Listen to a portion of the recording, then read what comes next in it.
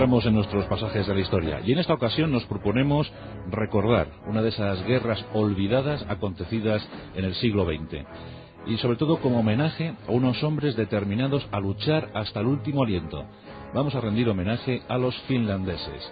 Entre el 30 de noviembre de 1939 y el 13-14 de marzo de 1940, una nación pequeñita, eso sí, grande en extensión, tenía unos 380.000 kilómetros cuadrados, pero pequeñita en población, apenas 4 millones de habitantes, luchó férreamente contra la invasión soviética. Vamos a hablar de esa guerra llamada de invierno, ese infierno blanco, y sobre todo vamos a hablar de uno de sus principales héroes, gran protagonista de la contienda, considerado como el mejor tirador de élite de toda la historia. Su nombre, Simo Häyhä. Le recordamos porque este año falleció a la edad de 96 años. Simo Häyhä es un héroe nacional. Todavía se siguen creando, todavía se siguen haciendo competiciones deportivas, competiciones de tiro, en su memoria, en su homenaje. Simo Häyhä es uno de esos personajes, una de esas figuras que aparecen en cualquier guerra. Un héroe anónimo que de repente toma su fusil y defiende a su patria. La historia de Simo Häyhä, la historia de esa guerra ruso-finesa 39-40.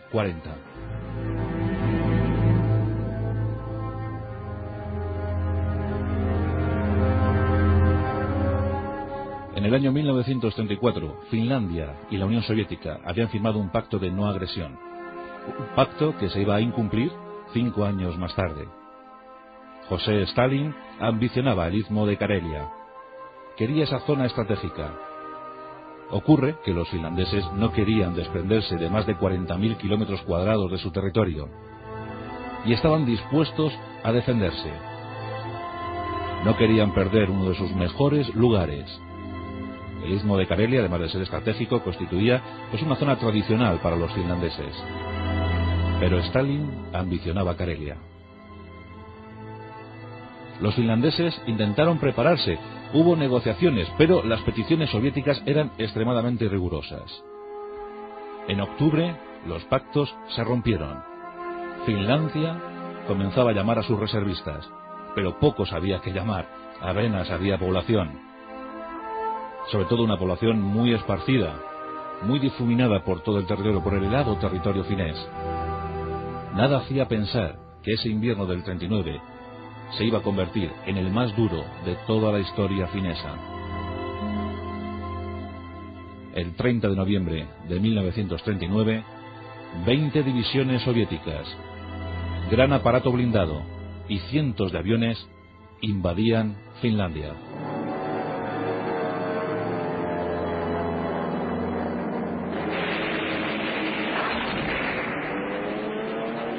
Fue una auténtica guerra relámpago. Los finlandeses fueron cogidos por sorpresa. Apenas contaban con unas 9 divisiones, poco más de 130.000 hombres, y alguna de esas divisiones estaba incompleta. Tenían poco material bélico, poco que ofrecer a los soldados soviéticos. Pero aún así, la defensa, la tenacidad de los finlandeses pasaría con méritos propios a la historia de las guerras, a la historia de la tenacidad, a la historia del heroísmo. Los pocos soldados finlandeses, durante 105 días, se opondrían con ardor al enemigo soviético. Helsinki era bombardeada, cientos de muertos sobre sus calles. Los finlandeses estaban aterrorizados. ¿Qué tendrían que oponer a los soviéticos? ¿Soportarían la invasión total de su país? Hitler declaró su neutralidad. No quería ayudar a los finlandeses. Había firmado su particular pacto de acero con los rusos.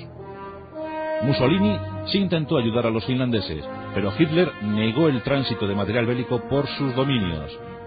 Por tanto, los finlandeses quedaban a su suerte. Quedaban aislados y a merced de los soviéticos. No obstante, harían pagar muy cara la osadía rusa.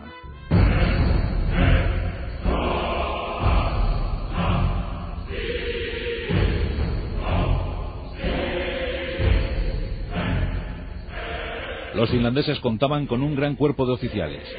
A su cabeza, Gustav von Mannerek. Von Mannerek estableció una línea defensiva en el istmo de Karelia, 150 kilómetros de longitud, con toda una suerte de minas, campos minados, búnkers. trampas mortales para los blindados soviéticos y allí acantonadas 5 divisiones, la flor y nata del ejército finlandés. Pero se iban a establecer otros frentes de combate. Por ejemplo, existían unidades finlandesas repartidas por los círculos polares árticos. En ese círculo polar, los finlandeses se movían a su antojo. También, cerca de un lago, Finlandia, no olvidemos que es el país de los 1000 lagos, en el lago Ladoga también se iban a celebrar estupendos combates, increíbles combates. Y en esa zona se encontraba el 34º Regimiento de Infantería finlandés. Inscrito en ese regimiento de infantería, un joven de 34 años.